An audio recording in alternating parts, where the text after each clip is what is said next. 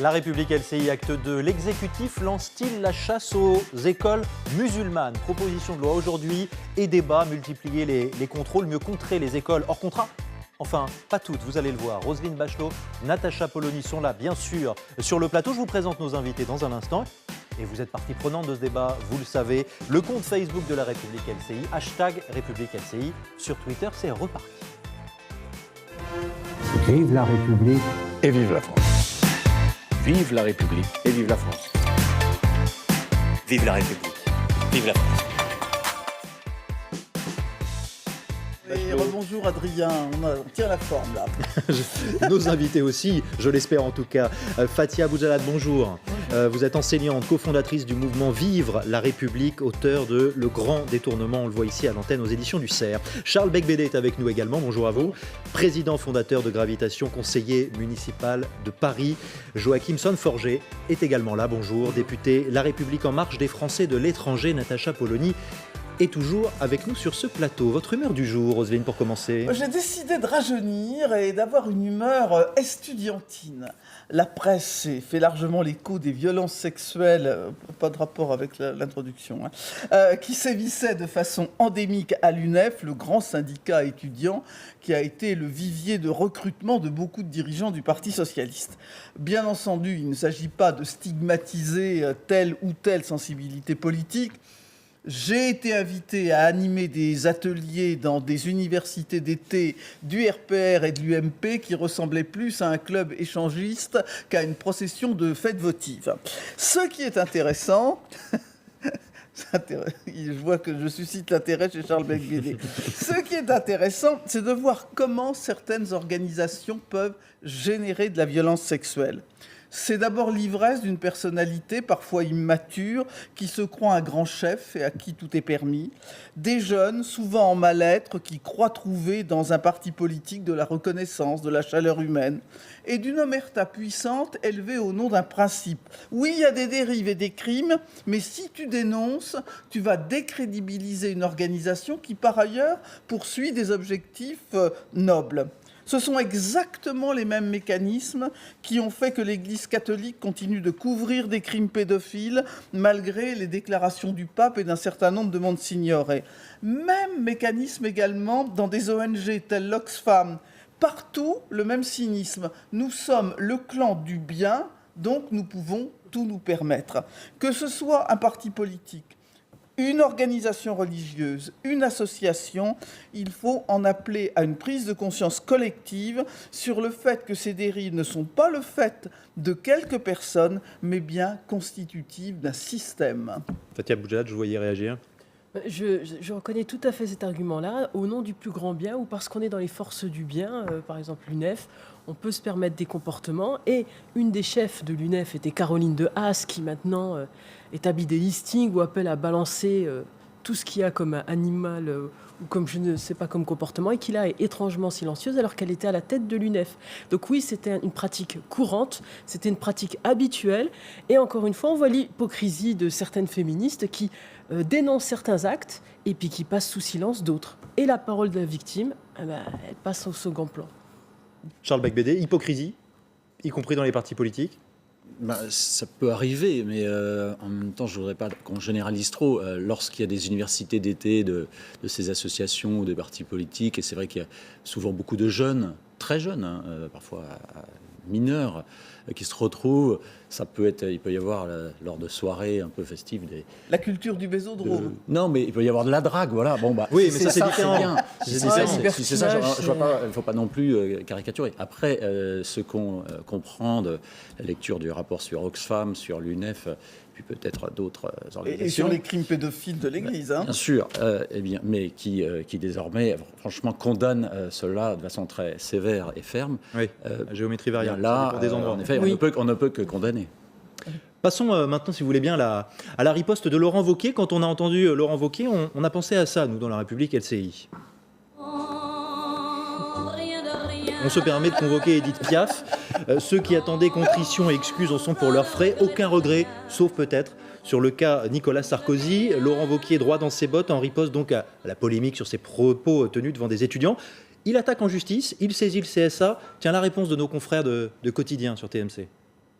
Et moi, je précise que Quotidien a toujours été respectueux de la vie privée, sauf que dans ce cas, il s'agit d'une parole publique, d'un homme public face à un public et qui évoquait des sujets politiques. Et donc, s'il y a un procès, il va être passionnant, car ce sont des sujets passionnants. Voilà, Laurent Wauquiez qui a aussi beaucoup parlé dans cette riposte de l'acharnement de la presse. Ce que je pense, c'est que la droite a souvent fait l'objet de ces procès médiatiques. Je ne suis pas dupe de ce qui est en train de se passer. J'en suis la cible. Et si je suis venu sur votre plateau, c'est pour vous dire que ça ne m'impressionne pas, que ça ne me fera pas reculer et que ma détermination n'a jamais été aussi forte. Et cette ligne de défense, ça nous a rappelé quelque chose. Comme vous avez pu encore le constater il y a quelques instants, je suis la cible d'un acharnement impitoyable. Ils essaient tout pour me décourager, même les plus minables arguments. Bon, Charles Becbédé, la droite ne se lasse pas d'être la cible de l'acharnement de la presse. C'est un peu lassant finalement comme ligne de défense. Ça tient pas une minute. Le martyr vous va si Alors, bien. écoutez, moi, j'ai pas très envie de commenter tout cela parce que, d'abord, je ne sais pas ce qu'il a dit exactement pendant les 12 heures qu'ont duré ses cours, hein, n'est-ce pas Certes. Il y a eu apparemment une toute petite partie où il s'est un peu lâché. Ok. Oui. Donc, je sais pas Il s'est exactement lâché, ce qu'il mais a il dit assume. sur ces En tout cas, 12 lui-même dit heures, que c'est hein. vrai.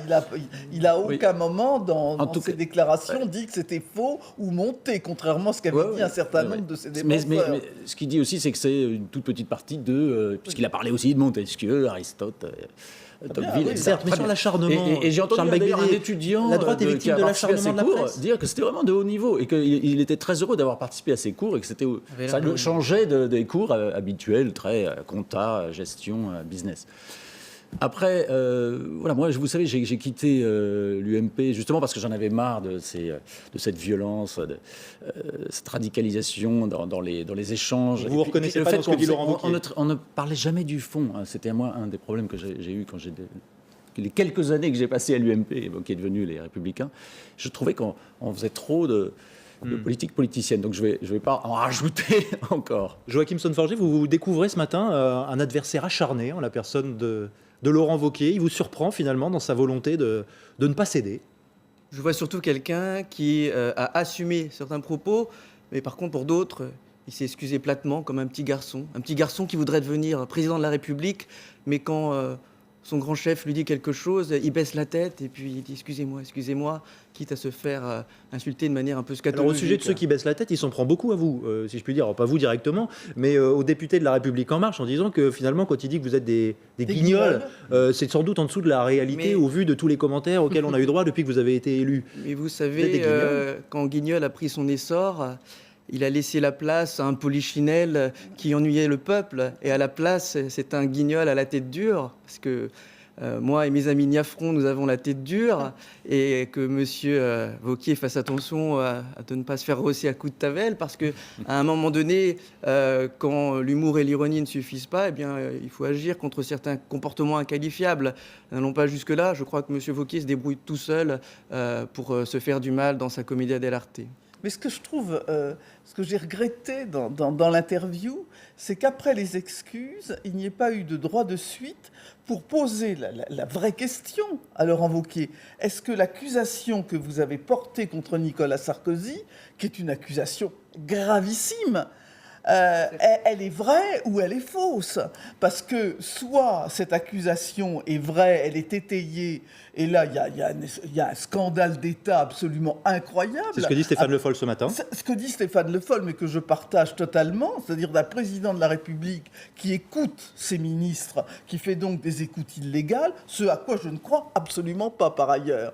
Soit un vrai mensonge, parce que s'excuser, est-ce qu'il s'excuse d'avoir dit la vérité ou est-ce qu'il s'excuse d'avoir dit un mensonge?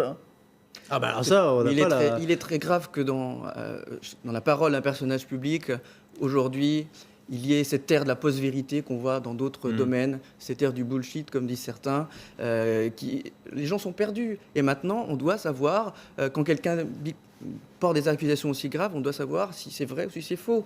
Dans les deux cas, c'est grave. Je vous donne la parole dans un instant. La réaction de Nicolas Sarkozy, on était resté à un sobre « je le note ». jusque-là. J'en prends note, oui, c'est ça. J'en prends note. Vous voyez que le canard enchaîné apporte une version légèrement différente. On va le voir. Je l'ai pulvérisé. Il m'a présenté ses excuses. Il était piteux. Ensuite, je ne l'ai pas laissé en placer une, a-t-il dit à ses proches, Nicolas Sarkozy. Beaucoup me disaient, et alors là, ce serait l'échange direct. Bon, vous le voyez, que tu n'étais qu'une grosse merde. Aujourd'hui, je n'ai d'autre choix que de penser comme eux. Il paraît que tu as des ambitions présidentielles. Si j'étais toi, je trouverais un autre métier. Voilà qui est dit. Là, vous voyez, vous avez la différence entre espace public et espace privé, entre le on et le off. Je le note, c'est le on, c'est la parole publique. C'est le bullshit. Et tu es une grosse merde, ça, c'est la parole privée. Il y a du bullshit des deux côtés. Alors, elle est rapportée par le canard enchaîné, c'est-à-dire qu'il y a une rupture de l'espace privé, ce qui est la spécialité du canard enchaîné. Surtout dans ces petits échos. Voilà, c'est relativement différent de ce qui s'est passé avec Laurent Wauquiez, qui a tout simplement oublié qu'un cours face à des étudiants était un espace public. Encore une réaction, celle de ce matin de Bruno Retailleau. Il est un gibier très prisé pour la chasse médiatique, Laurent Wauquiez. On lui passe rien.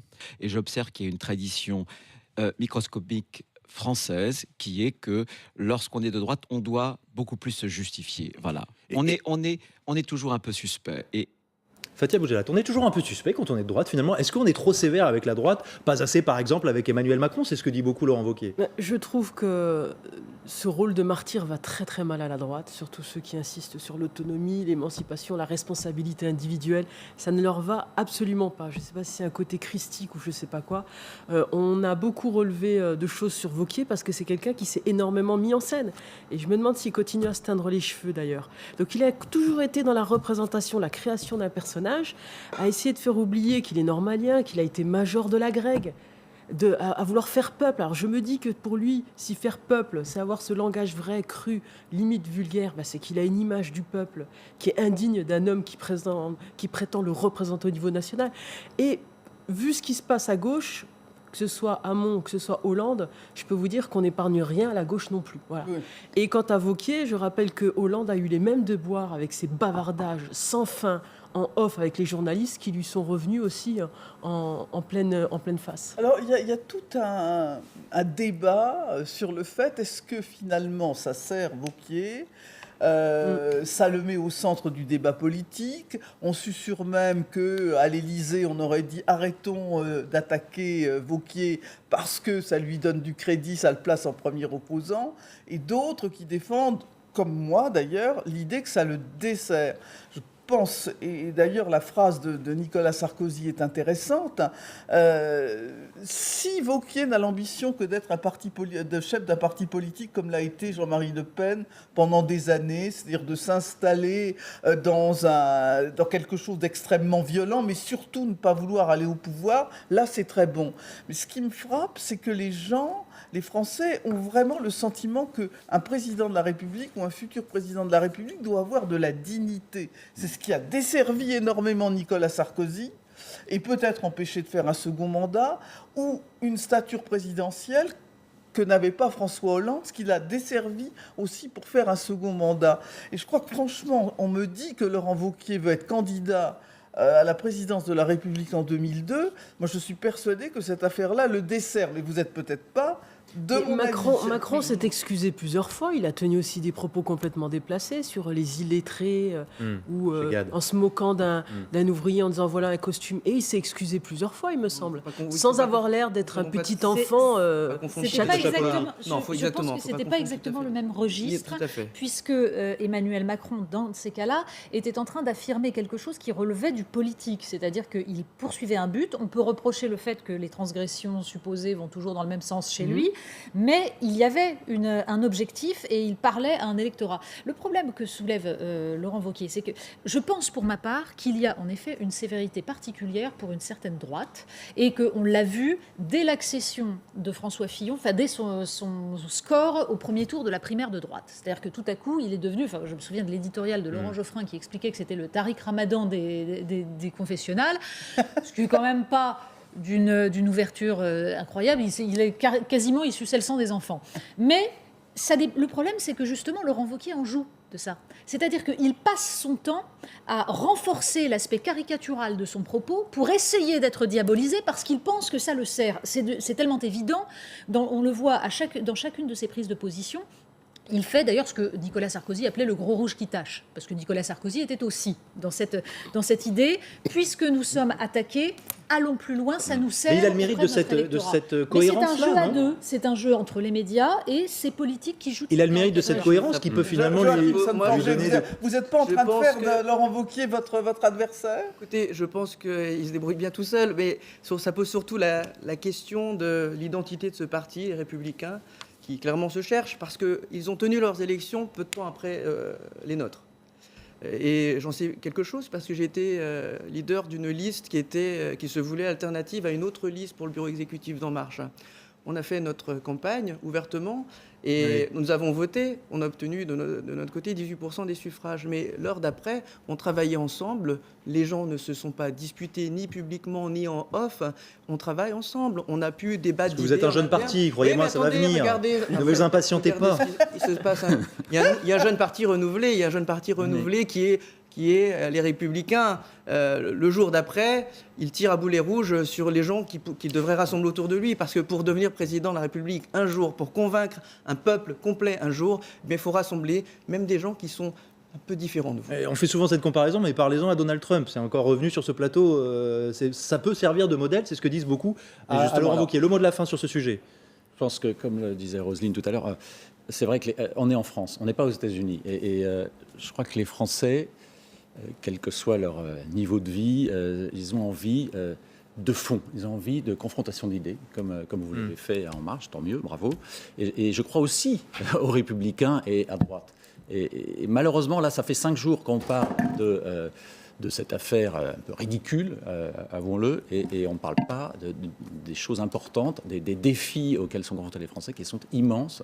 Il y a une loi là, sur l'immigration qui arrive. Je préférerais que tout ce temps soit consacré à ce sujet. Voilà par exemple l'un des défis peut-être qu'a relevé le pays. Vous allez nous le dire sur ce plateau. Sans le dire franchement, tout en le faisant discrètement, l'exécutif était-il en train de s'attaquer aux écoles musulmanes ? Une proposition de loi portée par une sénatrice UDI est débattue aujourd'hui. Que dit ce texte et à quoi s'attaque-t-il ?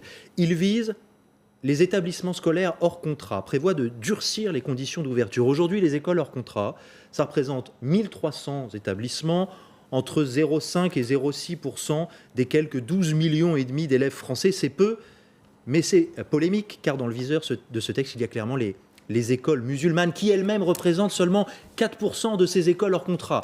Vous voyez que tout ça, c'est un peu l'épaisseur du trait. Mais la preuve que ce texte est spécifiquement peut-être concentré sur les écoles musulmanes, c'est la sénatrice qu'il porte qui prend l'exemple d'une école coranique toulousaine. Fermeture ordonnée en décembre 2016 par la justice. Elle a pu tout de même rester ouverte longtemps après cette condamnation, cette école que nous avions visitée à l'époque. Extrait. Au premier abord, c'est une école comme les autres. Une centaine d'enfants apprennent l'informatique, le français, les mathématiques. Mais cette école est un établissement musulman. Une partie du personnel est voilée. On y enseigne le Coran 3 heures par semaine et l'arabe pendant 4 heures. L'inspection académique a demandé sa fermeture. Les fondamentaux ne seraient pas suffisamment enseignés. Pour les parents, cette école aurait un meilleur niveau que le système scolaire public français. J'ai trouvé ce programme très bien et très efficace. Que ce soit en français, en mathématiques, tous les résultats sont montés en flash. Puis en plus pour nous, on est musulmans, donc on aimerait qu'ils aient une éducation qui se rapproche de ça. Le directeur dénonce un acharnement personnel, une peur de l'islam liée au contexte actuel. Il dit condamner devant les enfants les attentats terroristes. Moi-même, je leur ai fait le cours pour condamner ce qui s'est passé et leur expliquer qu'islamiquement parlant, ça ne se fait pas. Les écoles musulmanes resteront les premiers remparts contre tout ce qui est radicalisme. Ce directeur, imam et ingénieur de formation, prône un islam salafiste, rigoriste. Il souhaite ouvrir dans les prochains mois un collège musulman. Voilà pour ce reportage de septembre 2016. Est-ce qu'on doit avoir peur, Fathia Boujalad, de ces écoles ? Est-ce qu'on doit protéger les enfants de ces écoles ? Alors, voyez comment on a glissé facilement du école musulmane à école coranique. C'est quand même extrêmement différent.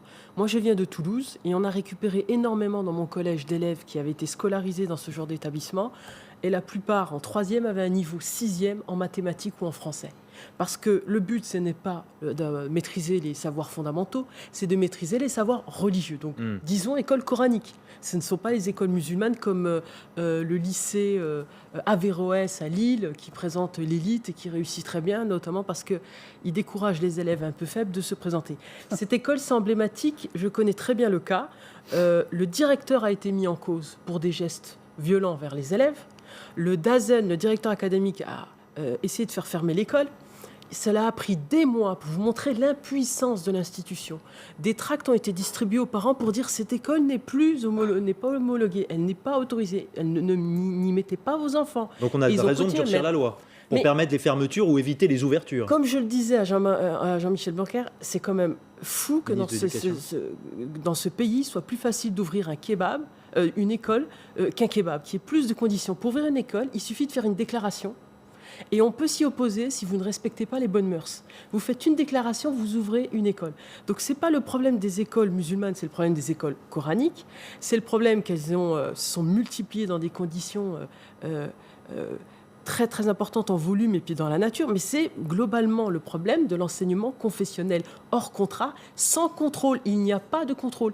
Et il y a des écoles catholiques de la fraternité, où là aussi on tient des discours sur le nazisme, sur Hitler, sur la Seconde Guerre mondiale, sur Pétain, que ne désavouerait pas Jean-Marie Le Pen. Pourquoi on n'interdit pas les écoles confessionnelles? Najat Vallaud-Belkacem avait essayé de faire une loi. Charles Becbédé on ne peut pas. Il faut de la liberté aussi. Les écoles hors contrat, notamment les fameuses écoles de la Fondation pour l'école, enfin Espérance banlieue et Espérance ruralité, ce sont des expériences absolument magnifiques qui permettent il ne s'agit pas de les interdire, à des enfants et des parents d'élèves de s'en sortir, parce que l'école, malheureusement, l'école publique a échoué dans toute une série de quartiers et dans la France périphérique aussi.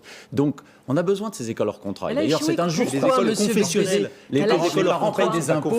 Les parents payent des impôts. Charles Becbédé, toutes les écoles hors contrat ne sont pas confessionnelles. Oui, absolument. Vous l'avez dit. Une partie des écoles hors contrat qui ont révélé certaines méthodes éducatives qui aujourd'hui vont être profitables à l'école publique de demain, avec notamment les enseignements de type Montessori, etc. C'est impossible à mettre en place quand il y a 30 élèves par classe. Ne soyons pas dogmatiques. Non. Il y a des choses où certaines écoles de l'excellence ou d'une excellence alternative pour aller tirer le reste de la machine peuvent s'avérer intéressantes.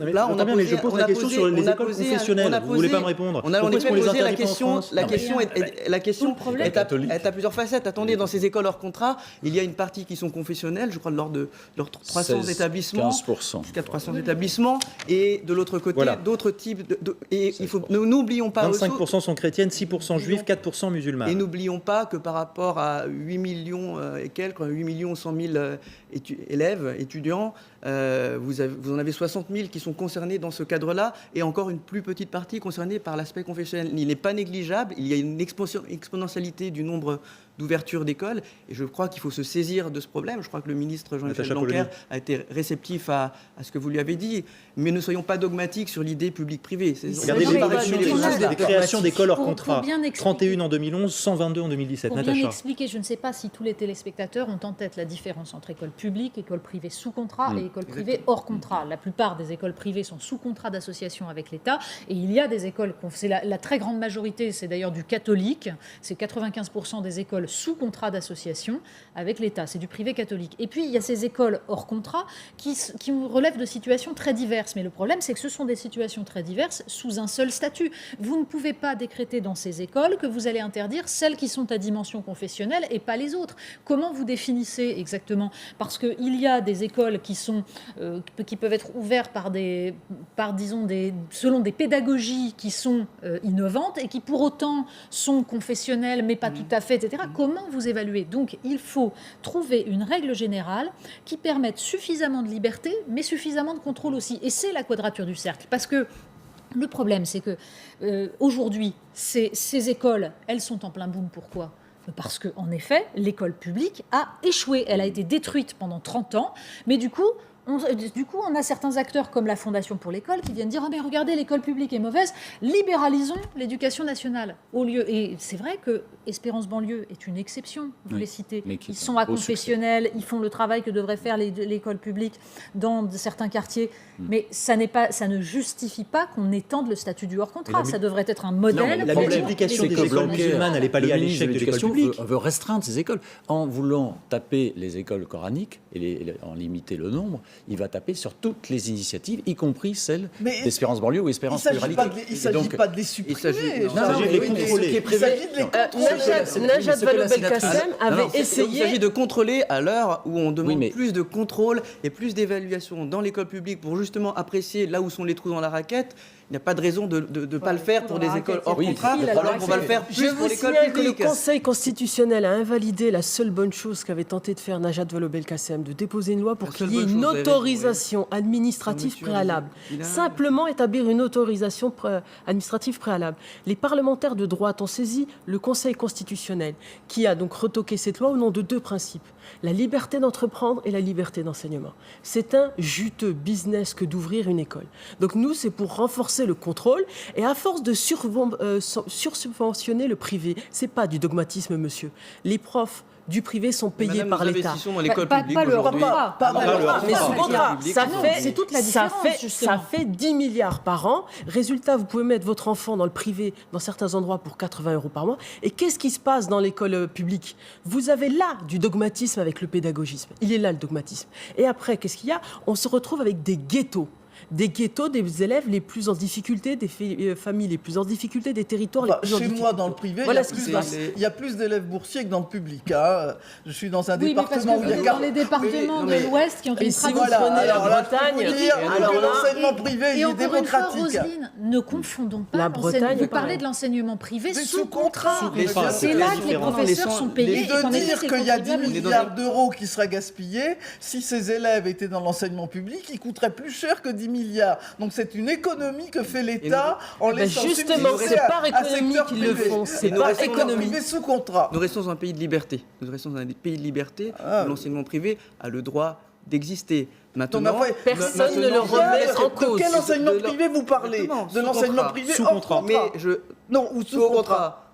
Sous contrat. Mais non, attendez. Moi, je ne comprends pas, excusez-moi, je ne comprends pas pourquoi. On a été déjà 3 en France. Nous avons été déjà 3 à expliquer le problème. On ne supprime pas, même, allons-y, le hors-contrat. Ah non, mais je vais essayer liberté d'entreprendre et liberté d'enseignement. Pas tout le monde en même temps. Est-ce que c'est pas la vocation de l'État, même avec toutes ces défaillances? C'est très important de laisser cet espace de liberté parce que les écoles privées sous contrat sont d'anciennes écoles privées hors contrat. À un moment, il y a une création, il y a un besoin, il y a un déficit d'offre dans un endroit. Donc c'est l'antichambre des parents d'élèves, des entrepreneurs vont créer une nouvelle école. Elle est forcément hors contrat pendant 5 ans, de toute façon. Donc il ne faut pas supprimer ça.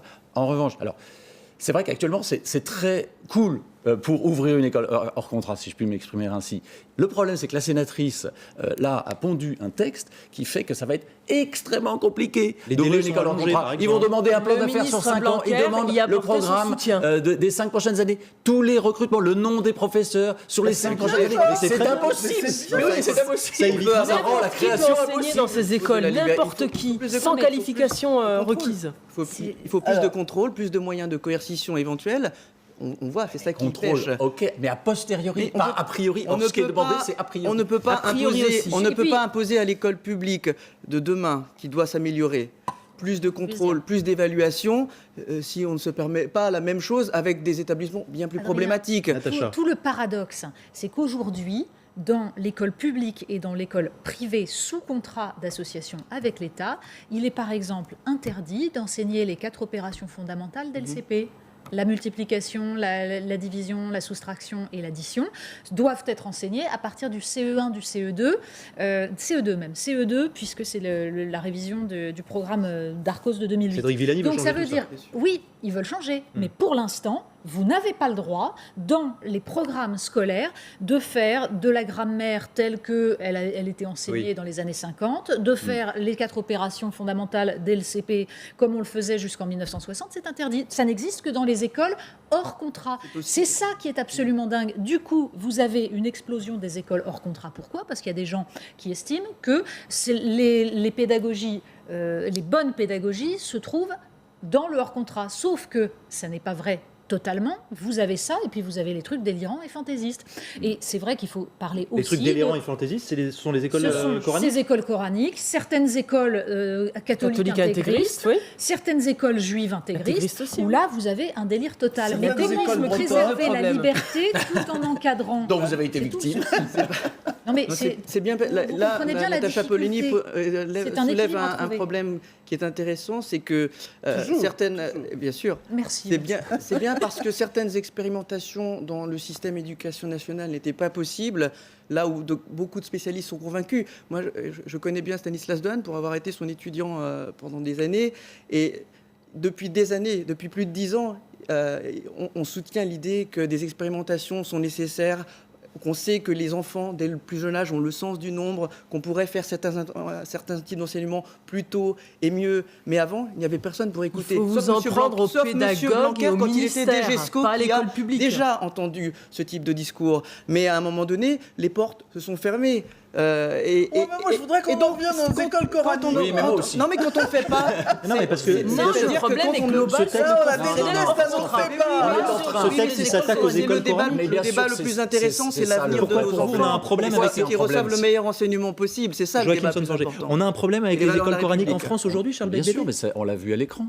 Est-ce que vous trouvez normal que des petites filles de 5 ans soient volées dans une école en Alors France? que c'est interdit. Elle pourrait tout à fait l'être dans une école catholique sous contrat, cher monsieur. Non. Bah si. On ne voit pas les... Ça dépend du règlement intérieur. Donc moi, je ça dépend du règlement Vous ne respectez intérieur. pas la laïcité, mais là vous dites absolument n'importe quoi. Le problème, supprimons les écoles musulmanes. On a là, Charles Becbédé, supprimons les écoles non, musulmanes. c'est pas ce que je dis.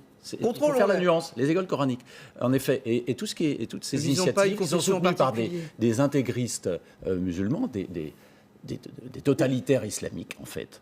Donc, le reportage citait les salafistes, les wahhabites, tous ces mouvements qui sont une infime minorité des musulmans en France et qui sont dans la provocation. Oui. Et malheureusement, on attend tous que les musulmans se réveillent. Ne visons pas une religion.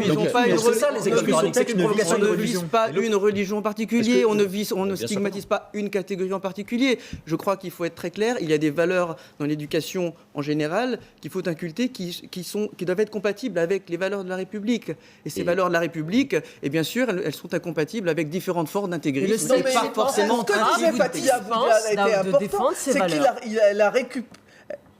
elle a récupéré des élèves en troisième qui avaient le niveau de maths de 6e. C'est ça, ils recrutent des enseignants sans qualification et ils vous disent bien que le but c'est d'avoir une éducation religieuse. Et encore une fois, je vous le redis, vous vous trompez. Dans une école catholique, les jeunes filles peuvent être voilées. Elles ont le droit puisqu'elles ne sont pas soumises à la laïcité. Ah oui, c'est ça vrai. Aussi le hors-contrat. Tout est une affaire ça sert à rien de règlement ramener intérieur. Ça aux écoles coraniques ou autre chose. Par contre, la mixité. Mais je ne suis pas sûre qu'il y ait plus de mixité dans les écoles juives ultra-orthodoxes. Je ne suis pas sûre qu'il y ait des cours de piscine. Voilà pourquoi moi je demande un contrôle préalable, un engagement préalable et un contrôle tout du long. Le Canard enchaîné avait révélé que Najat Vallaud-Belkacem, sous son ministère, s'était rendu compte que les inspecteurs qui visitaient ces écoles ne savaient pas lire l'arabe et ne comprenaient pas l'arabe. Donc ils regardaient des manuels et ils étaient incapables de savoir ce qui était écrit dans ces manuels. Voilà notre impuissance. Bien sûr. Non, mais ça fait partie en effet de l'absence totale, de l'incurie de l'État pendant des années. Simplement, je pense qu'il faut en tout trouver un juste équilibre, c'est-à-dire que si vous supprimez la possibilité de liberté d'enseignement, alors vous allez vous retrouver avec une révolte de la part de ceux qui estiment que c'est un droit individuel de choisir l'enseignement qu'on donne à ses enfants. Donc c'est une question tout simplement de puissance de l'État. Si vous libéralisez tout, Or, c'est ça que veulent les lobbyistes des hors-contrats. Là, vous détruisez la possibilité même de forger une nation, la possibilité du creuset national. Or, c'est le programme, par exemple, de la Fondation pour l'école. C'est bien le problème. Et de l'OCDE. Si on a un cahier des charges qui encadre ces initiatives et qui met en avant aussi la culture française, parce que c'est ça le problème, c'est que comme notre République est virtuelle, c'est ce que j'explique dans mon bouquin Charnellement de France, il faut qu'on revienne sur notre histoire, sur notre culture, sur la place de la femme dans la société française, dans notre civilisation. Il faut aller regarder l'enseignement de l'histoire dans certaines écoles confessionnelles hors contrat catholiques. C'est tout aussi folklorique. Excusez-moi. Donc la question, en effet, c'est celle d'un encadrement. Or, il y a eu pendant des années un lobbying très fort qui se sent au Sénat de la part de la Fondation pour l'école avant que ne naisse ce problème des écoles coraniques. Et donc c'était pour permettre plus de catholiques hors contrat. Non, du non-confessionnel. Non. Pardon. Espérance banlieue, c'est complètement, c'est non-confessionnel. Mais ça, c'est né après. C'est lever de drapeau le lundi matin, uniforme. C'est né après, Charles et les méthodes traditionnelles. Ça, c'est très récent. C'est très récent. Un commentaire, si vous voulez, un tweet d'un de nos téléspectateurs. Vous allez voir, le souci de l'équilibre, un cahier des charges est indispensable, même pour les écoles hors contrat, mais la souplesse sur la pédagogie doit exister. On sent la nécessité de cet équilibre-là. Il ne s'agit pas de contrôle pédagogique et il ne s'agit pas de cahier des charges. Cahier des charges, c'est une drôle de façon de voir les choses. On a besoin de loi. S'il n'y a pas de loi, pourquoi cette école, ça revient à dire un cahier des charges, a été fermée, elle a été rouverte. Elle a été rouverte par le tribunal administratif. Pourquoi ? Parce qu'on n'a pas respecté toute la procédure. Parce que dans l'éducation nationale, les juristes sont de piètre qualité. Voilà. On a besoin de lois claires qui protègent surtout les enfants. Voilà, que ce soit dans le voilement, surtout besoin d'une référence dans la Constitution à notre culture et à nos traditions, nos us et coutumes, et la place de la femme, elle est ce qu'elle est en France. D'abord, Fatia, on n'est pas comme en Arabie Saoudite. Vous voir défendre la place des femmes, c'est charmant. La parole, vous l'aurez après. C'est charmant de vous voir défendre la place des femmes, alors que dans l'enseignement catholique ultra traditionnel ou juif orthodoxe, on parle de deux écoles. Non, arrêtez de simplement stigmatiser. Soyons un peu raisonnables. On parlait des écoles coraniques et pas écoles musulmanes. Il y a des écoles musulmanes qui fonctionnent très bien, qui sont sous contrat. Moi, je ne m'en réjouis pas parce que je veux une école publique, parce que c'est le seul endroit où les gens vont se rencontrer. Quand est-ce que les enfants vont se rencontrer ? Quand est-ce qu'on va parler des valeurs de la République ? Eh bien, pas dans les écoles hors contrat ou même sous contrat parce qu'ils ne sont pas tenus à transmettre les mêmes valeurs. C'est que ça dépasse la discussion sur l'école, en fait. Oui, des fois, il faut dépasser un peu dépasser la polémique et voir un peu plus loin que le bout de son nez. Resituer par rapport à son histoire, son identité. Et l'école publique a été de nos traditions culturelles dans la Constitution. Je peux vous dire que j'ai été élevé dans une école privée sous contrat où l'on m'a enseigné les valeurs de la République. Mais bien sûr, mais il y a de tout, Roselyne, bien entendu. Bien entendu qu'il y a la majorité du privé, je remercie la les bonnes sœurs qui m'ont des élevé. écoles conventionnelles enseignent les valeurs de la République. Toute la question, c'est de savoir comment on contrôle les marges. Comment on fait en sorte qu'il y ait la possibilité de faire valoir le rôle de l'État et les valeurs de la République sans pour autant étouffer une certaine liberté qui est nécessaire. C'est tout. C'est un juste équilibre, mais ça ne doit passer ni par l'interdiction totale, ni par la libéralisation du système qui, là, priverait la nation de la possibilité de forger un creuset. J'aimerais vous interroger sur une autre tendance. Faut-il y faire un lien ? Vous allez me dire ce que vous en pensez. Ça se passe à Toulouse. Dans plusieurs quartiers de la Ville Rose, la mairie utilise son droit de préemption. Je rappelle ce que c'est, un droit pour une collectivité publique d'acquérir en priorité un bien lorsque le propriétaire veut vendre. La mairie rachète, elle rénove, elle investit en moyenne 70 000 euros par opération et surtout, elle choisit le commerçant. Il faut répondre à des critères, je cite, en phase avec l'évolution des quartiers concernés. Autrement dit, si un commerçant veut ouvrir une boucherie halal ou un kebab, qu'il se présente, il sera éconduit. Le but, c'est de redonner à certains quartiers de l'attractivité. Là encore, je reprends un terme employé par la mairie de Toulouse. C'est une bonne méthode, ça, Charles Bacbédé ? Ben oui, je trouve que c'est intéressant, mais encore une fois, je pense que bon, on voit ce maire qui prend cette initiative, mais en réalité, c'est au niveau de la Constitution elle-même qu'il faudrait agir. Mais bon, de la Constitution, mais oui, je vous explique. Parce que la France, c'est pas. Mais oui, je vous explique. La France, c'est une culture, c'est une civilisation. Et donc, je ne comprends pas pourquoi dans certains quartiers, on a une chariaisation qui se produit sous nos yeux, une islamisation galopante qui va beaucoup plus loin que dans certaines capitales maghrébines. Mais vous allez à Casablanca, vous n'avez pas ça. Dans nos quartiers, vous avez ça. Pourquoi? Qu'est-ce qui se passe? Est-ce que ce sont des mouvements extrémistes, islamistes qui, en fait, font de la provocation chose auxquelles personne ne peut résister pour l'instant? Et donc, il faut que nous nous ressaisissions pour empêcher cela. C'est la résistance. Charles Becbédé, est-ce qu'on n'est pas en train de se tromper de combat? Et est-ce qu'il ne faudrait pas, ou plutôt, dénoncer la ghettoisation de certains quartiers? Mais c'est exactement cela. Et je viens de cette ville et j'ai organisé avec d'autres personnes un événement dans ce quartier, Arnaud Bernard, place aux femmes, parce que les femmes étaient complètement invisibles de ce quartier. C'est un quartier qui est un peu fermé, qui est à 5 minutes de Saint-Cernin, qui est proche du centre-ville. Il y a un Carrefour City, un salon de thé, un salon de piercing, sinon ce ne sont que des commerces ethniques ou communautaires, c'est-à-dire halal, voilà, où il n'y a pas beaucoup de familles, où il y a essentiellement des hommes. Et les femmes traversent ce quartier pour emmener leurs enfants à l'école et on ne les voit plus de la journée. Donc on a organisé cet événement-là. Il n'y a pas de charia, hein. Et vous pouvez vous promener, ne vous inquiétez pas, puis moi je me promène comme ça, tête nue, on ne m'a pas tiré dessus. Non, pas l'islamisation. C'est aussi une façon de blanchir de l'argent. Vous ouvrez un commerce, mais bien sûr, vous ouvrez un kebab. La mairie a fait fermer une boucherie pour des raisons d'hygiène, donc il y a des façons d'intervenir. Il y a aussi, chez cette mairie de droite, une volonté de gentrification, parce qu'ils rachètent aussi des logements pour les refaire, pour les louer, parce que c'est un quartier, un beau quartier, près du centre-ville. Dans les quartiers du Mirail ou de la Reinerie, ils ont déjà essayé de faire ce genre de choses-là, mais en 2014. C'est pas nouveau. Mais il faut penser surtout à la ghettoisation ethnique et culturelle qui aboutit à ce genre de commerce. Je vous donne la parole, Natacha. On regarde juste ensemble un tweet d'un de nos téléspectateurs qui échange avec nous. En quoi le commerce communautaire est-il un problème ou une menace pour la République, s'interroge Rico. Ce n'est pas ça, c'est l'uniformité qui est un problème pour la République.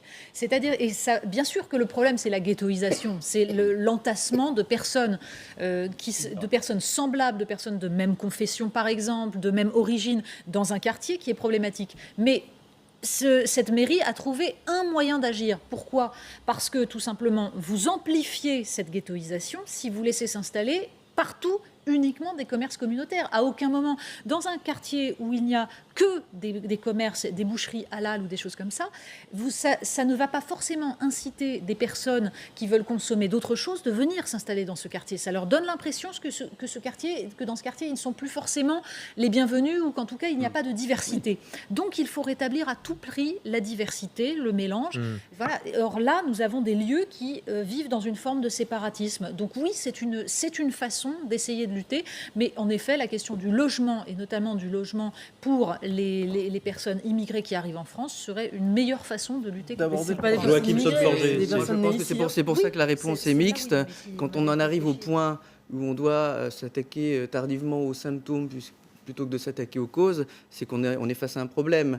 Donc, certes, le problème doit être pris à la source. En effet, il passe par l'éducation, l'aménagement du territoire, l'accès au logement. Politique de la ville. Et donc, j'y viens. Et donc, une partie de ça se passe au niveau de l'État. Je doute que ça doit se situer au niveau constitutionnel. Mais au niveau de l'action du gouvernement et des parlementaires, il doit y avoir une force de proposition, force de loi, et au niveau des collectivités territoriales, j'en appelle aussi à la responsabilité des gens qui ont la responsabilité aussi dans la politique de la ville pour anticiper ce type de choses et conserver la diversité, il y a un ministère de la ville à tous les égards dans tous les domaines de la ville. Ça ne sert à rien, un ministère de la ville. Ça ne sert à rien, un ministère de la ville.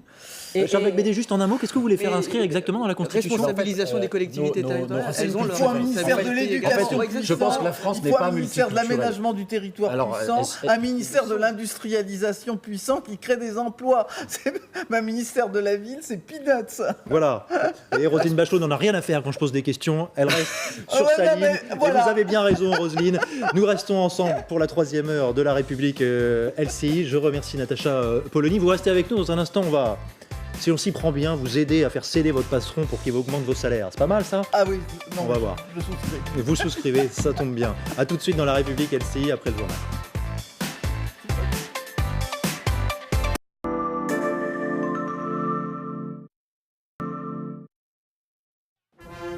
Vive la République et vive la France. Vive la République et vive la France. Vive la République. Vive la France. Et nous ouvrons l'acte 3 de la République LCI, Roselyne Bachelot. Bah oui. Dites-moi si je vous dérange. J'ai l'impression... Avec Fathia, on était en train d'échanger des considérations littéraires, et nous avons nos cogneurs en chef, Fathia Boujalat, qui est enseignante, cofondatrice du mouvement Vivre la République et auteure de Le Grand Détournement aux éditions du Cerf, qu'on voit en couverture, et Joachim Sonforget, qui est député La République En Marche des Français de l'étranger. Charles Becbédé est également avec nous, président fondateur de Gravitation, conseiller municipal de Paris. Julien Arnaud nous a rejoint pour cette dernière heure de la République LCI. Et si maintenant on parlait sous son bras la boîte à archives. Il a toujours la boîte à archives sur lui, très discrètement posée dans sa poche. Si on parlait salaire, le pouvoir d'achat dans toutes les têtes, mais pas assez dans les portefeuilles pour beaucoup de Français. Demain, sur cette question des salaires, préavis de grève chez Air France, avec, on annonce déjà 50% des annulations sur les longs courriers. Tout ça donc sur une question salariale chez Air France. Un bras de fer, des tensions également chez Vinci, chez PSA, chez Orange. 2 chiffres qui vont témoigner un peu de l'incompréhension aujourd'hui que l'on doit à un cabinet de recrutement. Les cadres espèrent cette année une augmentation moyenne de leur salaire de 7 à 8%. Ce qui ressort pour l'instant des négociations annuelles obligatoires déjà conclues, c'est que la hausse cette année est de 0,48%. Très loin donc des espérances des cadres. Les entreprises, Charles Becbédé, c'est donc faites des efforts quand ça va mal, quand c'est la crise, mais alors ne réclamez rien quand ça va bien ? Non, mais évidemment que les cadres, tous les salariés veulent des augmentations. Et puis c'est vrai, ils voient l'économie qui repart, oui, des messages positifs. Bon, un nouveau gouvernement qui donne des perspectives, a rétabli la confiance par rapport à Hollande, il faut le dire. Et du coup, ils ont envie d'avoir un retour des choses. Mais le problème, c'est qu'on part de très loin. Encore une fois, les entreprises françaises sont moins rentables que les entreprises allemandes et même les entreprises italiennes. Et du coup, on a moins pour investir, moins pour exporter, moins pour innover. Et ça, c'est l'INSEE qui le dit. Moi, je veux dire, il y a un moment, malheureusement, il n'y a pas de marge de manœuvre. Quand c'est la crise, on n'a pas de marge. Quand c'est plus la crise, on n'a pas de marge non plus. On s'y attendait. On savait qu'avec la reprise économique, de toute façon, les revendications salariales allaient... fleurir. Est-ce que c'est pas légitime ? Mais bien sûr, c'est légitime. Et il y a une négociation entreprise par entreprise pour essayer de tirer le maximum. Moi, je suis pas du tout étonné de cela. Alors maintenant, c'est vrai que la revendication salariale, elle a lieu à un instant T qui ne préjuge pas d'une vision économique à long terme de l'entreprise. On sait par exemple que dans l'industrie automobile qui marche bien aujourd'hui, il y a des perspectives de profonde transformation, de profonde mutation dans l'industrie automobile et que parfois des augmentations salariales qui seraient justifiées à ce moment, à cette année-là, ne le seront peut-être pas dans 3 ou 4 ans. Le problème, c'est que c'est la loi du cliquet. Une fois que l'augmentation salariale est obtenue, on ne revient pas sur cette chose-là. Donc il y a une sorte de distorsion entre le court terme de la revendication immédiate et le long terme d'une évolution industrielle. Et ça, il faut le mettre en ligne de mire. Certes, et donc on ne réclame pas. Mais si, il faut réclamer. Mais je veux dire, c'est pas parce que on est dans une entreprise, dans une période faste, que ça vaut pour les 10 ans à venir. Que l'ensemble du pilotage de l'entreprise, c'est évident. Mais plus simplement, je crois que... Ah bah, ça c'est ça, je parle de façon compliquée. Vous avez raison de résumer la pensée complexe de Roselyne Bachelot. On invite des gens sur notre plateau et on se fait insulter. Bon, allez. Je ne reviendrai plus, je crois. Joachim Sonforget, alors, qu'est-ce qu'on fait ? Plus simplement. Oui. Il insiste, hein ? Il insiste. Mais soyez clairs. La plupart des Français verront une augmentation de leur pouvoir d'achat. Pourquoi ils ne la voient pas immédiatement ? Oui, mais alors ça se fait pas à l'échelle de l'entreprise. Pourquoi ils ne la voient pas ? Oui, mais ce qui compte, c'est le ressenti. Vous savez, perception over reality. C'est vraiment la perception des gens compte parce que même si la réalité s'impose, c'est-à-dire que pour beaucoup d'entre eux, ils voient déjà une augmentation de leur pouvoir d'achat, il faut quand même expliquer les choses. Donc moi, je tiens à ce que cette perception, qu'ils la comprennent. Les choses se font progressivement, comme le disait M. Becbédé, qui a presque été notre ambassadeur là, avec les gentils commentaires qu'il a fait précédemment. On part de très loin et ce n'est pas notre faute. On part de très loin et on a été très vite. les ordonnances travail, c'est une réalité. C'est maintenant, ça va faciliter l'emploi. Ça va fluidifier. Ça facilite les licenciements pour l'instant. C'est surtout ça qu'on voit. Et donc, on sait ce qui se passe. Marché du travail plus fluide. On connaît les modèles de réussite économique qui ont cette flexi-sécurité. Je suis désolé, on ne va pas réinventer la poudre. Donc ça va marcher. Et c'est quelque chose qui va marcher pour le travail. Maintenant, pour le pouvoir d'achat, simplement, n'oubliez pas, c'est la suppression de la taxe d'habitation. C'est une entrée progressive qui va favoriser ce pouvoir d'achat. Il y a la suppression, rien à voir avec les entreprises. Il y a la suppression des cotisations maladie et chômage. Et là, le ressent. Non, mais vous vendez la salade de la République. C'est pas de la salade, c'est la réalité. Vous avez la réalité dans la vie des Français. Ça va être un incroyable argument, une augmentation du pouvoir d'achat pour Vous voulez un incroyable argument? Je vends un peu ce que je vais dire. Je l'ai lu hier dans Le Monde. Un syndicaliste qui dit la baisse de la CSG constitue déjà pour des entreprises, c'est l'argument qui est envoyé aux salariés. Oui, l'augmentation. Le gain de pouvoir d'achat voulu par l'État, la suppression des cotisations. Voilà. Tout ça entraîne un gain de pouvoir d'achat. Et les entreprises disent à leurs salariés: pourquoi est-ce que vous réclamez des hausses de salaire? Vous avez déjà un gain de pouvoir d'achat grâce à l'État. C'est quand même formidable comme argument. Vous êtes responsable quelque part de la stagnation des salaires. Non, mais je crois aussi qu'on confond revenus et pouvoir d'achat.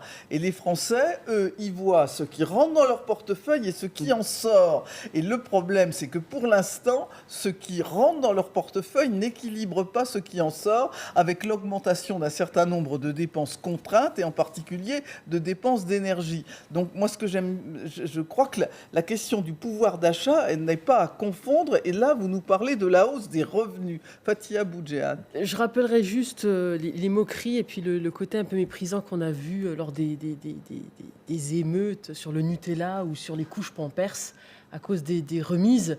Et la réponse de Bruno Le Maire a été de convoquer le patron d'Intermarché en disant « arrêtez de faire des remises ». Donc ces Français-là étaient dans l'optimisation en se disant voilà, il y a une bonne remise, je vais en profiter. C'est bien la preuve qu'il y a un souci de pouvoir d'achat. Quand en face, vous avez un député LRM, chef d'entreprise, qui brille par son absentéisme à l'Assemblée tout en touchant son revenu et qui dit on entend que ça, le pouvoir d'achat, comme si la vie se résumait à ça. Quand on a une autre députée LRM qui dit qu'elle doit manger plus de pâtes parce qu'elle est passée qu'à 5 700 € de salaire, quand on entend une autre dire que son mari ne peut pas acheter de Porsche, non seulement on se dit que les députés, eux, sont déconnectés de la réalité, POC à Aurore Berger qui dit ça sur les profs, mais c'est surtout, voilà, il n'y a pas que la perception, il y a un ressenti en monnaie sonnante et trébuchante, et effectivement, les gens ont le droit de vouloir une augmentation de salaire qui corresponde au moins à l'inflation, parce que là, on n'est même pas au niveau de l'inflation. Enfin, ce qu'on a noté en tout cas dans les années qui viennent de passer, c'est que il y a eu une augmentation objective des revenus des salariés. Maintenant, il n'y a pas que les salariés aussi dans notre pays. On voit bien que les choses sont assez préservées pour les salariés, et en particulier les salariés du privé, mais qu'elles ne le sont pas pour toutes sortes de catégories de population, par exemple les retraités ou les titulaires des minima sociaux. Ou les agriculteurs, ou les... Voilà. Bien entendu. Je crois que c'est pour ça que je reviens sur ma question centrale. Pendant des années, dans le privé, on nous a dit c'est la crise et il faut faire un effort. Mais il n'y a pas eu d'effort dans les attendez, je reviens là-dessus. Mais il n'y a pas de laisser pour compte des augmentations de salaire. N'oubliez pas, je vais en continuer de vendre la soupe. Il y a une augmentation du minimum vieillesse, une augmentation de l'allocation adulte handicapé. Et le pouvoir d'achat, c'est en effet aussi ce qui est à la sortie. Et ce qui est à la sortie, dans les catégories les plus âgées, ce sont aussi les dépenses de lunetterie, d'audioprothèse. Nous l'avions promis et ces mesures seront appliquées. À ce jeu-là, Joachim Son-Forger, je pourrais juste, parce qu'on parle beaucoup de pouvoir d'achat, je pourrais ajouter quand même la réduction des prestations d'accueil jeunes enfants, la réduction des APL, la hausse des taxes sur le tabac, la hausse des taxes sur le carburant. La question du pouvoir d'achat, c'est un équilibre extrêmement complexe. Le carburant, c'est une responsabilité écologique, ça c'est une chose. C'est toujours une bonne raison d'augmenter une taxe, j'imagine. J'espère. Assorti de reprise de véhicules. Et si vous faites les additions plus-moins... Mais ça dépend des familles. Vous avez plus... Oui, je sais, une partie de retraités plus aisés doivent contribuer un peu plus et eux n'ont pas cette augmentation de pouvoir d'achat. Non. Mais si vous ne comptez pas certaines dépenses qui leur seront évitées, celles dont je viens de parler. parlez de la taxe d'habitation, par exemple. Et les soins de lunettes. Oui. Mais par contre, vous écoutez, Agnès Buzyn, c'était quand même pas la Sécu de payer des montures Chanel. N'oubliez pas. Mais elle a raison. Elle a raison. Vous avez dans plein d'autres pays des frais de montures Chanel. Mais vous avez justement, vous avez plusieurs choses. Et vous avez beaucoup parlé. Je vais essayer de répondre sur ce que vient d'être dit sur l'augmentation en effet de la PAJE, la prestation d'accueil du jeune enfant, et puis le coup de fouet contre la prime de la naissance. C'est près de 1 000 euros. 1 000 euros par an en moins, plus la modulation des allocations familiales qui avait été tapée 2 fois sous Hollande. Hollande, voilà, vous l'avez dit. Mais d'accord. Mais ce qu'il faut comprendre, c'est que pour les familles, notamment, les familles de la classe moyenne, ça va mal. Ça va mal. Les retraités, ça va mal. Les salariés, alors c'est sûr, les salariés, ça va peut-être un petit peu mieux. Enfin, ça dépend vraiment des métiers. Hein. Oui, alors, si vous êtes développeur informatique, ça va bien. Oui. Si vous êtes caissière dans un hypermarché, ça va moins bien. Mais là, le problème, c'est qu'on part de très très loin. On est champion du monde de prélèvement obligatoire et le système pèse surtout sur les entreprises, et par conséquent, il n'y a pas de marge de manœuvre pour augmenter la masse salariale. Et je reviens sur le pouvoir d'achat, sur ce que vous disiez, Roselyne, c'est qu'en effet, il y a beaucoup de dépenses contraintes. Et quand on parle de pouvoir d'achat, en fait, on devrait parler de non-pouvoir d'achat. Il y a toutes ces dépenses contraintes, donc de smartphone, énergie, etc. Et puis aussi, toutes les cotisations qu'on paye pour avoir droit à l'assurance maladie, à la retraite, au chômage. Mais on n'a pas le pouvoir.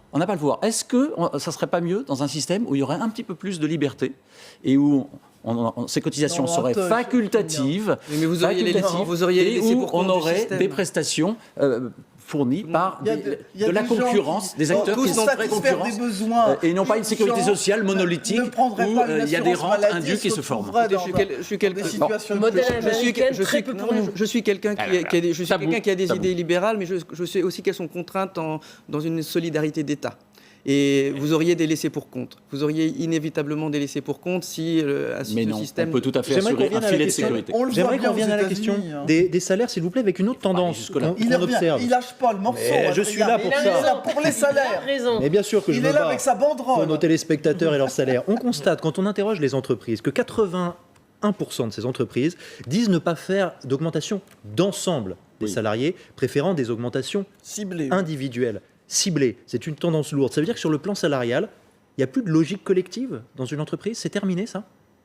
Mais je pense aussi qu'il y a le système des primes aussi, ça incite à la compétitivité, et puis c'est en interne. Une façon en interne, et puis c'est toujours une façon d'installer cette concurrence qui est censée conduire à plus de productivité. Est-ce que c'est de la concurrence ou c'est que la récompense de rémunérer le mérite aussi, même dans la fonction publique, on y pense. Regardez les propositions de Darmanin. Moi, j'approuve totalement.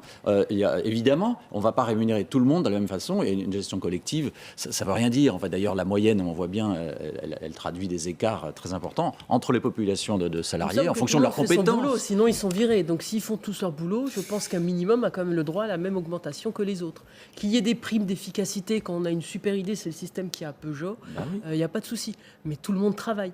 Bien sûr. Sans faire, voilà. Tout le monde accomplit son boulot. Une petite augmentation, 0,48%. Et puis surtout ensuite, quand les patrons s'augmentent, eux, allègrement. Voilà, il suffit d'être cohérent. Ce jeu-là, ça profite au cadre de haut niveau. C'est dommage, là, vous passez dans la démagogie. Il faut être cohérent. Non, je ne suis pas dans la démagogie, je suis dans la cohérence. Si un patron s'augmente au-delà de tout, même quand les entreprises et si sa boîte marche mal, c'est pas bien.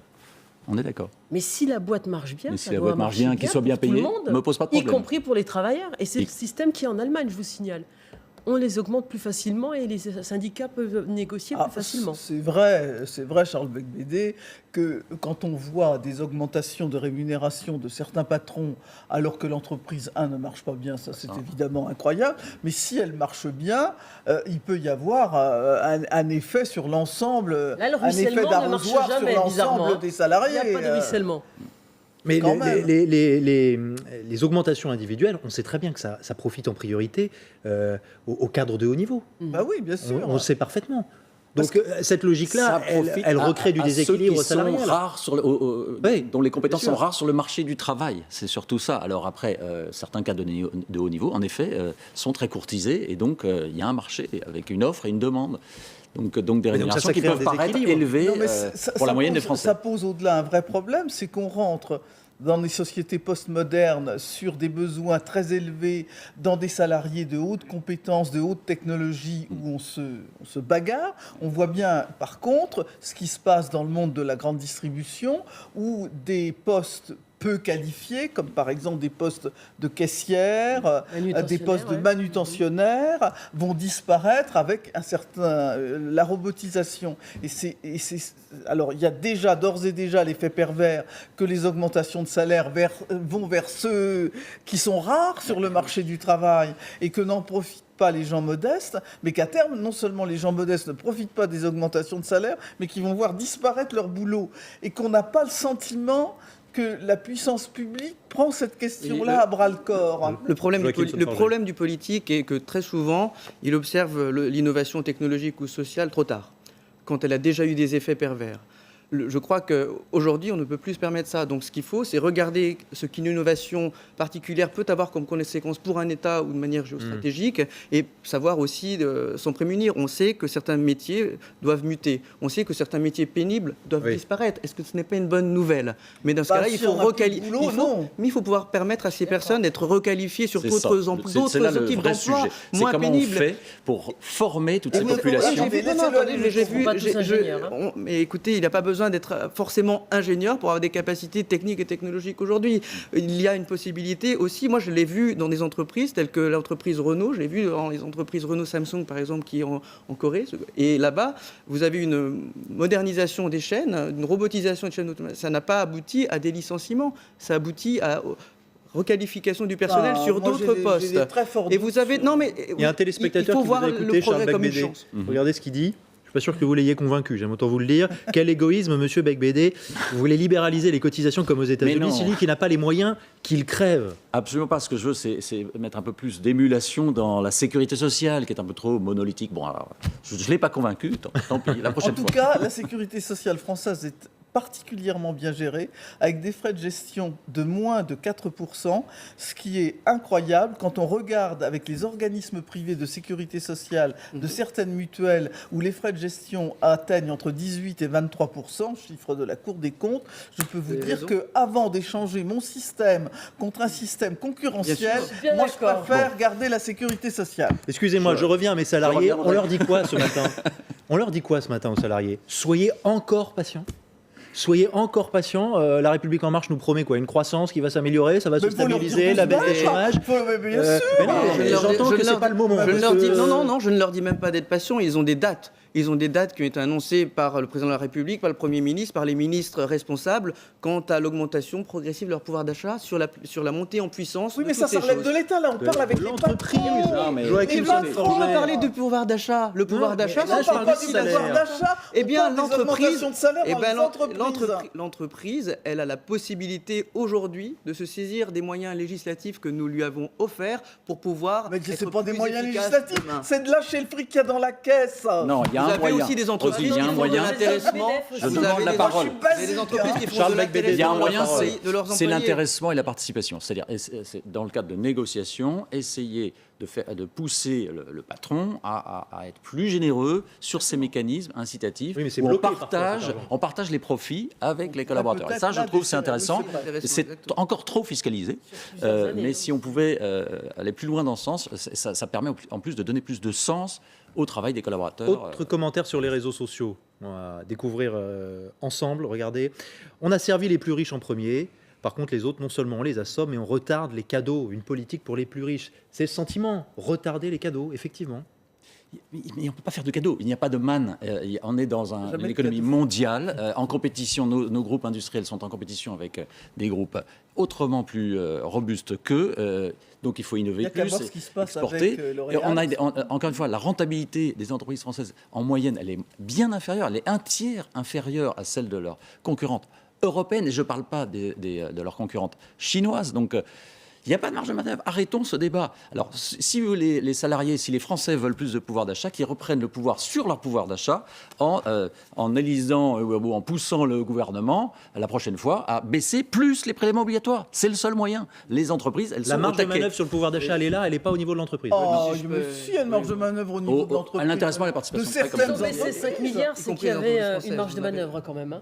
Parce qu'il y a des efforts qui sont faits pour les entreprises et en faveur des Mais c'est des corrections d'anomalies de surprélèvement obligatoire qui avaient été mis en place à la fin du mandat de Sarkozy et pendant tout le quinquennat de Hollande. Donc c'est juste une correction de ce qui était grotesque. Vous direz que je ne vous parle que de mécanismes d'État, mais si les Français avaient élu M. Fillon, et ce n'est pas une attaque contre M. Becbédé puisqu'il n'est plus à LR, mais si les Français avaient élu M. Fillon, ils auraient eu une hausse de TVA. Alors ça, pour le pouvoir d'achat, je peux vous dire que vous la sentez passer, parce que c'est pour tout le monde, la hausse de la TVA. Et puis il y a des gens qui se plaignent aussi pour leur retraite, je les comprends, mais qu'ils sachent qu'ils auraient eu aussi une retraite largement différée, dont ils n'auraient peut-être pas pu profiter. Pas d'accord, bien sûr, parce que je soutenais cette mesure de Fillon.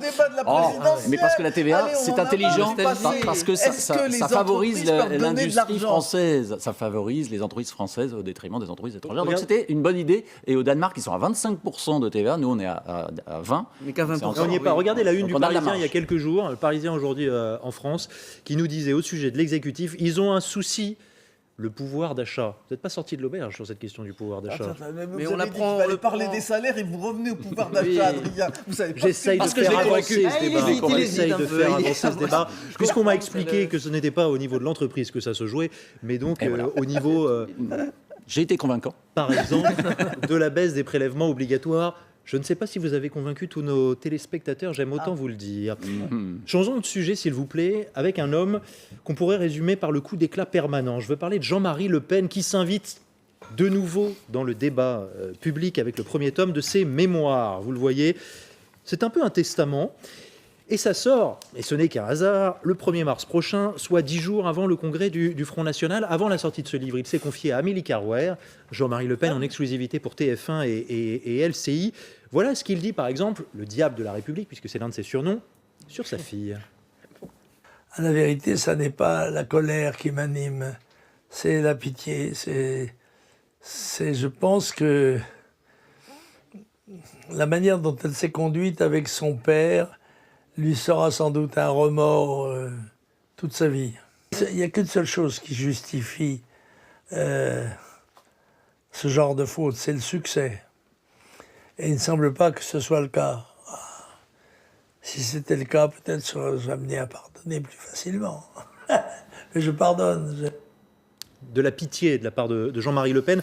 La question de la famille Le Pen, qui fait la une du Monde, d'ailleurs, aujourd'hui, on va la découvrir ensemble, cette une.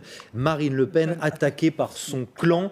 Son père fait-il encore partie du clan, d'ailleurs, de Marine Le Pen? On ne le sait plus très bien. C'est dur comme attaque, Fathia Boudjat, d'entendre dire de son père qu'elle fait pitié. C'est drôle parce que ça arrive juste après Johnny Hallyday, donc je me dis quand il va mourir et qu'il va y avoir l'héritage, on va aussi avoir de sacrées histoires. Là, c'est l'héritage du Front National. D'ailleurs, Marine Le Pen est venue au secours de Laura Smet et de David l'héritage Hallyday. aussi financier, parce que les Le Pen, contrairement à ce qu'ils disent, avec tous les héritages qu'ils ont reçus, ont pas mal d'argent. C'est quelqu'un, Jean-Marie Le Pen, qui est dans son autocratie et préfère casser son jouet plutôt que le laisser à sa fille. Donc dès le début, il n'a jamais voulu qu'elle prenne en main le parti. Il n'a jamais voulu, bien sûr, s'en faire écarter. Il a présenté des candidats, il a créé un nouveau petit parti, il a présenté des candidats contre eux. Il est extrêmement rancunier. Et puis c'est un père qui, de toute façon, n'a jamais été très proche de ses filles. Il était en train de naviguer sur un catamaran quand sa femme accouchait de je ne sais plus laquelle de ses filles. Donc c'est pas déjà un modèle de père, il ne devrait pas se placer sur ce plan affectif. Puis au niveau politique, c'est quelqu'un qui est adepte de la politique de la terre brûlée. Voilà, je vais détruire. Il a aussi pas du tout apprécié Marion Maréchal Le Pen, le fait qu'elle quitte le parti. Donc c'est quelqu'un qui aime contrôler les choses et qui là va régler ses comptes. Par contre, comme c'est un observateur de la vie politique, son autobiographie va être très très intéressante. Surtout qu'il y a un deuxième tome qui va venir. Hein. Est-ce qu'il y a eu cette fameuse rencontre avec Jacques Chirac? Est-ce qu'il y avait tout ça? Ça, je crois que ça va être intéressant. Parce que là, ça court de l'enfance, le tome 1, jusqu'à 1972, donc avant la fondation du Front National. Ouais. Joachim Sonforger. Moi, je pense que ne soyons pas dupes. Peut-être qu'il veut casser son jouet, mais la transmission de flambeau se fait. Vous aviez tout à l'heure M. Alliot qui donnait la réplique à Jean-Jacques Bourdin, qui n'a pas été capable de se défausser d'une préférence évoquée pour le maréchal Pétain contre le général de Gaulle. Je suis désolé, il y a des questions claires qui appellent des réponses très claires. D'autant plus que comme au Marnais, éduqué à la Croix-de-Lorraine, à Colombey-les-Deux-Églises, je ne peux pas entendre des propos comme ça. Ou se défaut aussi d'une question aussi simple. Donc, le flambeau est passé. Ouais. Ces idées-là, d'extrême droite, ces idées nauséabondes, elles sont présentes aussi dans la descendance. Que la descendance répudie le père, tue le père, joue à Brutus, que ce que vous voulez. Madame Marion Maréchal Le Pen, elle est aussi présente en embuscade. Il faut être vigilant, que ça change de nom et d'apparence. Le fond de commerce est le même. Vous parliez de la référence au maréchal Pétain, qu'il souhaite réhabiliter en quelque sorte Jean-Marie Le Pen. Vous voyez, là, ce qu'il disait à Amélie Carwer. Selon moi, le maréchal Pétain n'était pas un traître. Il fait partie, comme beaucoup de gens, de ceux qui ont essayé de faire ce qu'ils pouvaient pour adoucir le sort d'une population qui était vaincue et occupée militairement. Je pense qu'il faudrait en effet, oui, pourquoi pas le réhabiliter. Il le mérite, le vainqueur de Verdun, n'a pas commis, selon moi, d'actes contraires à l'honneur en ce qui concerne la France et son sort. Voilà. Terrible dans ce que dit Jean-Marie Le Pen et qui remet bien le Front National là où il est. Et d'ailleurs, il salue le fait que sa fille soit revenue dans le courant identitaire, héritier des mouvements d'extrême droite d'avant la guerre, héritier du soutien au maréchal Pétain et de la France collaborationniste, parce qu'il dit il n'a pas fait de choses contraires à l'honneur, mais enfin, les choses ont été jugées. Monsieur Papon, le préfet qui a mis des juifs dans les trains, là, il faisait pas partie de l'administration de monsieur Pétain. Enfin, il dit des choses absolument hallucinante, évidemment que le maréchal Pétain a commis des choses contraires à l'honneur. Il est frappé d'indignité nationale. C'est la fameuse thèse utilisée lors de son procès par Pétain du bouclier en disant j'ai essayé de protéger les Français alors qu'en fait c'était une collaboration active. Et là on retrouve le FN, canal historique, l'antisémitisme, la haine de la République et puis l'OS, le soutien plein et entier à l'OS. Charles Becbédé. Pour en revenir au Front National et au Le Pen, c'est clair que le Front National va traverser là, des soubresauts, enfin, c'est le moins qu'on puisse dire, assez violents. Après l'échec à la présidentielle, Marine Le Pen est très affaiblie et on n'en est qu'au début de peut-être reconstruction. Mais moi, je pense que ce parti, cette formation politique est dans l'impasse. Et puis là, avec le livre du fondateur qui sort, le premier tome, puis plus tard c'est le coup de grâce, ça va feuilletonner. Ça va être épouvantable. Et donc, est-ce que finalement cette formation n'est pas condamnée ? Moi, je le pense. Je prêche d'ailleurs une reconstruction de toute la droite française, car ce parti. Songez qu'il y a 11 millions de Français. Vous voulez dire avec l'extrême droite? Il y a 11 millions de Français qui ont voté pour ce parti et ça stérilise de très nombreux Français. Le vote de très nombreux Français. Monsieur Becbédé, puisque vous voudriez refaire cette droite des valeurs de la France, des valeurs éternelles de la France. Pour répondre à de la place de la femme dans notre civilisation, par exemple. J'ai posé une question à Julien Arnaud. Est-ce que ça peut porter le coup de grâce à Marine Le Pen ? En tout cas, ça peut lui porter un sacré coup, justement, à une dizaine de jours de ce fameux congrès, difficulté des élections législatives, présidentielle, etc. Il faut qu'elle reprenne une bouffée d'air frais, d'oxygène, et je ne suis pas sûr justement que ça soit grâce au livre de son père. En tout cas, elle s'y attendait. Dans l'entourage, on disait il ne parlera pas de Marine Le Pen, puisque son livre s'arrête en 72, elle était toute petite à l'époque. Tu parles, il met quelques lignes et quelques pages concernant Marine Le Pen. Donc oui, c'est à dessein, et en même temps, je pense qu'elle s'y attendait. Mais pour revenir sur ce que vous disiez, cette recomposition, et sur Marion Maréchal, alors on jettera un coup d'œil sur ce qui va se passer aux États-Unis, à Washington, puisqu'elle va intervenir devant les conservateurs américains. Mais demain sort Valeurs Actuelles aussi, et j'ai une tribune de Marion Maréchal Le Pen qui a pris la plume. C'est la première fois qu'elle s'exprime dans Valeurs Actuelles pour expliquer quoi ? Eh bien qu'elle s'associe à la création d'une académie des sciences politiques à côté de ses autres activités professionnelles. Qu'est-ce qu'elle veut faire ? Eh bien, nous souhaitons être le terreau dans lequel tous les courants de la droite pourront se retrouver et s'épanouir. Notre vocation, détecter et former les dirigeants de demain. Voilà ce que dit Marion Maréchal Le Pen. Donc la page politique, on peut le voir, n'est pas tout à fait tournée. C'est du métapolitique. Et ce que dit Jean-Marie Le Pen, c'est que finalement, au deuxième tour, il s'apprête à voter pour Laurent Wauquiez. Là, vraiment... L'aile droite des Républicains ne l'effarouche plus du tout. La boucle est bouclée, là.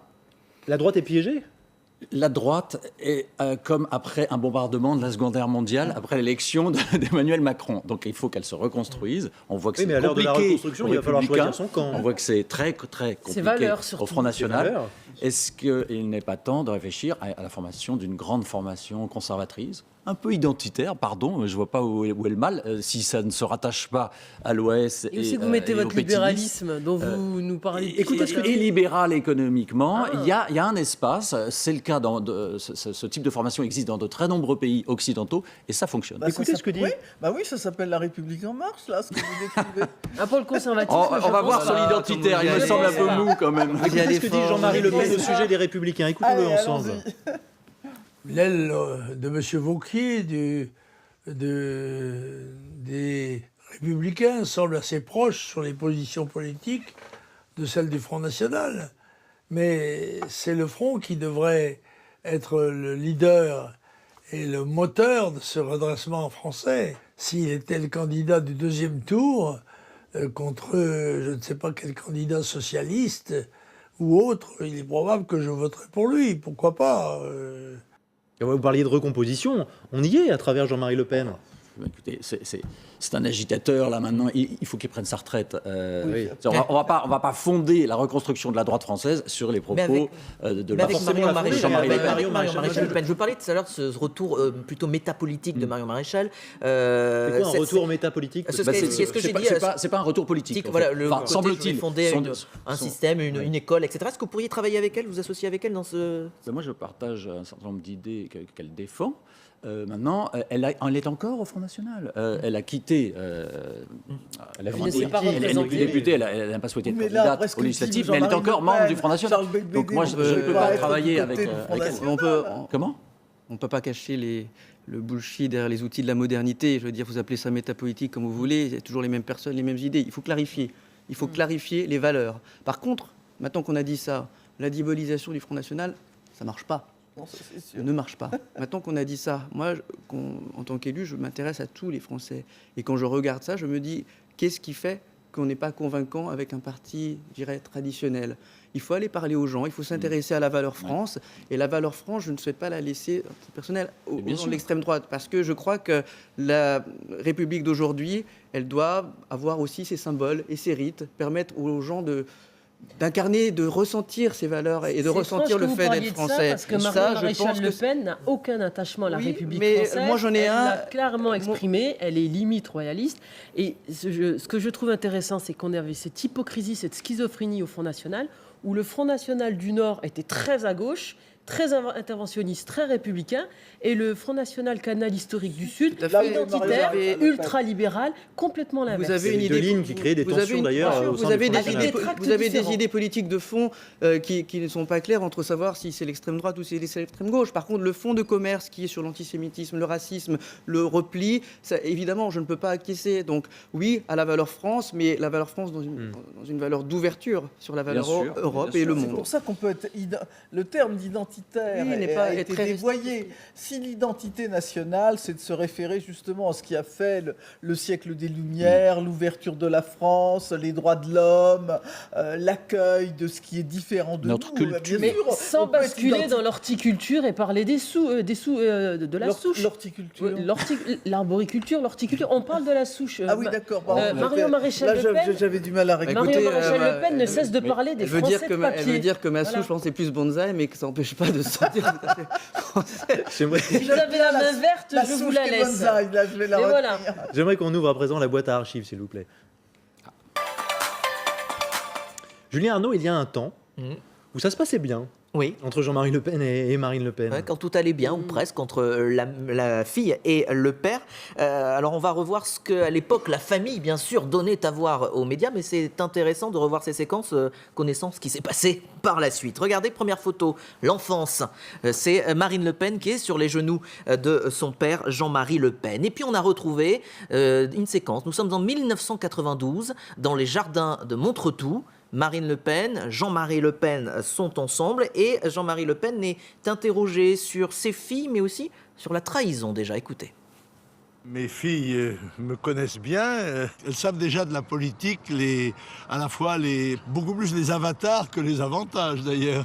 Vous avez été trahi parfois par certains membres de votre famille, c'est ce qui le fait le plus mal? Oui, bien sûr, ce sont des choses qui arrivent malheureusement à tout le monde, mais ce sont des choses que l'on surmonte aussi à partir du moment où on a l'affection de ceux qu'on aime. Bon, ma foi, le reste, c'est la vie.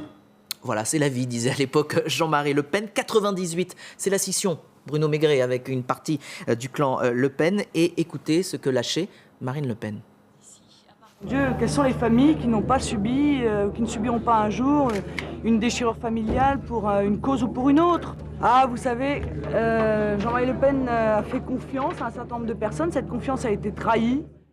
Voilà, trahison, encore et toujours. C'était en 98, à l'époque Marine Le Pen. Alors on a connu ensuite les propos de Marine Le Pen et de son père surtout. Elle se désolidarisait de la question du détail, de l'affaire du salut nazi, de la fournée. Donc ça, on est dans les années 2010, 2012, 2014. Entre-temps, il y a eu cette prise de pouvoir, de contrôle de Marine Le Pen au congrès de Tours. En 2011, elle succède à Jean-Marie Le Pen.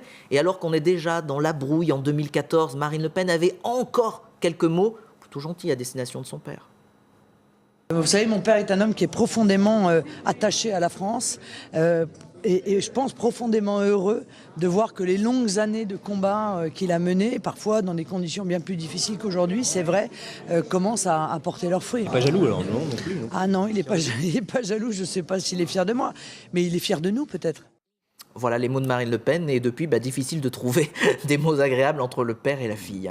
La vérité d'hier n'est pas celle d'aujourd'hui. Oui, je vois ça. Ne me regardez pas avec cet air-là, Roselyne Bachelot. Oui, non, mais j'ai pensé à la Valkyrie, là, Marine Le Pen. Son père, à la fin de l'opéra, il met un cercle autour de sa fille, cercle de feu dans lequel il la cantonne. Et là, vraiment, quand on connaît bien Wagner et l'opéra, l'image vous revient.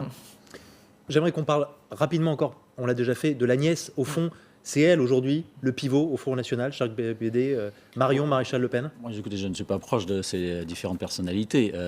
J'ai rencontré à quelques reprises Marion Maréchal parce que j'aime bien me faire ma propre opinion. Et alors, votre opinion quand il y a des personnalités politiques qui émergent. Quelle était Je l'ai dit, sur le fond, il y a des choses qui m'intéressent. Son combat contre l'insécurité physique en France et culturelle m'intéresse, tout en étant pas opposé à une économie libérale, à la liberté d'entreprendre. Maintenant, elle est encore au Front National. Et puis tout ça, c'est les affaires des Le Pen. Moi, ça ne m'intéresse pas. Et vous faites un signe égal politiquement entre Marion Maréchal Le Pen et Laurent Wauquiez, donc, est-ce que vous faites un signe égal politiquement entre Marion Maréchal Le Pen et Laurent Wauquiez? Je pense qu'ils draguent le même électorat. Oui, voilà, merci. Il y a en effet une volonté d'écouter la colère des Français qui sont dans l'insécurité culturelle. Alors c'est sûr, c'est pas le cas de ceux qui habitent le centre de Paris, et d'essayer de construire des réponses. Voilà, donc ça c'est intéressant. Est-ce qu'elles sont les mêmes ces réponses? Mais je crois que malheureusement, et c'est une bonne nouvelle pour En Marche, vous êtes là encore pour longtemps, parce que tant qu'il y aura ces deux formations, quelque part, elles se stérilisent mutuellement, elles seront incapables d'être au second tour. On ne peut pas, Adrien, faire projet contre projet. Qui est-ce qui connaît actuellement le projet de Les Républicains? C'est pas à travers les déclarations de Laurent Wauquiez telles qu'il les a exprimées devant les élèves de cette école de commerce qu'on a la moindre idée de ce qui pourrait être un programme. Quand il dit ça ne fonctionne pas à l'Assemblée nationale, ce qui est peut-être quelque chose à faire. Bon, d'accord, on fait ce constat, mais qu'est-ce qu'on fait sur les institutions de la Ve République? Il ne le dit pas. Et au Front National, ils n'ont pas réglé le conflit, même si Florian Philippot est parti et si Jean-Marie Le Pen fait ce pamphlet identitaire.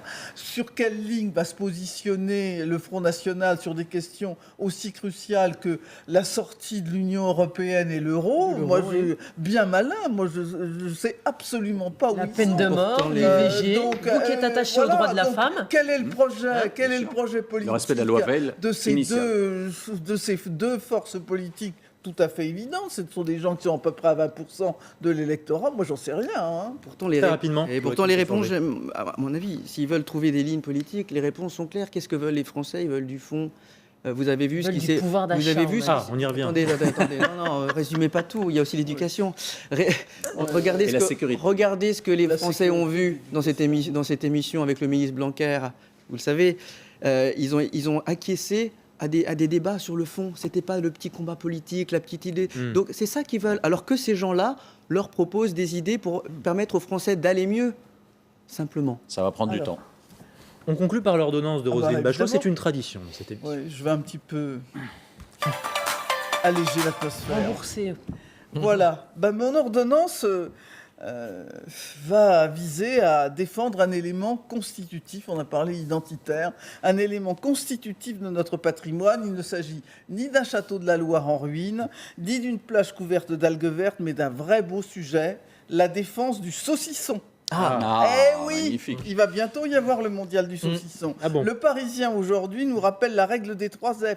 La ficelle, la forme irrégulière et la fleur, cette fine couche de moisissure. Mais il faut aller plus loin dans ce combat. Le saucisson, alors j'ai fait tout ce truc avec le visa de Natacha Polony, grande spécialiste. Vous avez bien fait. Le saucisson doit être dégusté sans beurre et sans cornichons, pour en garder toute la saveur. Plutôt qu'avec de la baguette, qui est souvent de mauvaise qualité, un bon pain de campagne. Et surtout, un vin rouge puissant, pas aristocratique, un peu canaille, style Brouilly ou Julienas, le vin de Bérurier dans San Antonio. Évidemment, à consommer avec la plus extrême modération, car j'ai bien conscience que mon ordonnance n'est pas correcte sur le plan politique. Diététiquement correcte, ni religieusement correcte. Et venant d'une ancienne ministre de la Santé, évidemment, j'avoue complètement mes fautes. Vive le saucisson. Vive le saucisson, je vous offre un sandwich saucisson, beurre, cornichon. Et il cherche des jurés encore à ce mondial. Eh bien, très bien, on va postuler. Merci beaucoup à vous tous d'avoir accepté ce matin l'invitation de la République LCI. Dans un instant, un prochain journal. Et nous, dès 9h demain, on sera là. Évidemment.